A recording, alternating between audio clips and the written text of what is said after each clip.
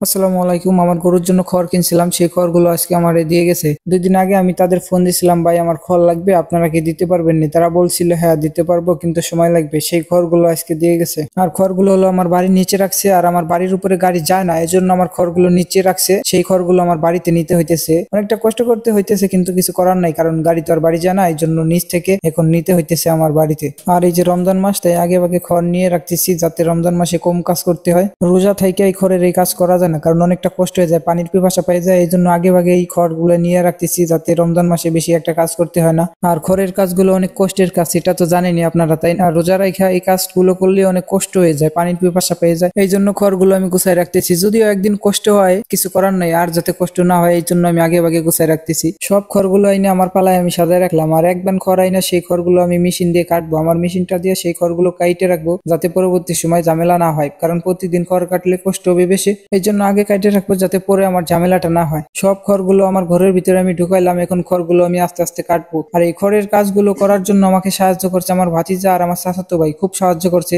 আর আমার মেশিনটা একটু ঝামেলা করতেছে, কারণ আগে আমি বেলেট খুলে লাগাইছিলাম, এই জন্য বেলেটটা ঠিকভাবে মিলিয়ে লাগাইতে পারিনি একসাথে, এর জন্য খড়গুলো ঠিকভাবে কাটতেছে না, বড় বড় বাইরেতেছে। কোনো সমস্যা নাই, গরুতে খাইতে পারবে, পরে যে সময় আমার সময় হয় সেই সময় বেলেট গুলো ঠিক করে লাগাইতে হবে। এখন কাটতে হবে, কারণ অতটা সময় নাই এখন যে বেলেট খুলে আবার লাগাবো, এই জন্য এইভাবেই কাটতেছি, কিছু করার নাই। আর তাই এইভাবেই খড় এখন কাটবো। আর আপনাদের আগেও বলছি আমি যে গরুর ফার্মে সবসময় কাজ কম বেশি থাকেই, কারণ যাদের আছে ঠিক তারাই বুঝবে, সবসময় কাজ কম বেশি থাকেই। আমি 10 দিনের খড় কাইটে রাখলাম, যাতে রোজা থেকে 10 দিনের ভিতরে আমার আর খড় কাটা না লাগে। এইভাবেই আমি আমার গরুর খামারে কাজ করি। আর সব কাজগুলো তো করা দেখান যায় না ভিডিওতে, আমার যতদূর সম্ভব ততদূর আমি ভিডিও করে দেখাই। আর প্রতিদিন ভিডিও দিতে পারি না, কারণ সব সময় কাজ থাকে কম বেশি, যখন সময় পাই ভিডিও করি। আজকের ভিডিও এই তোমাতে শেষ। সবাই ভালো থাকবেন ও সুস্থ থাকবেন। আসসালামু আলাইকুম।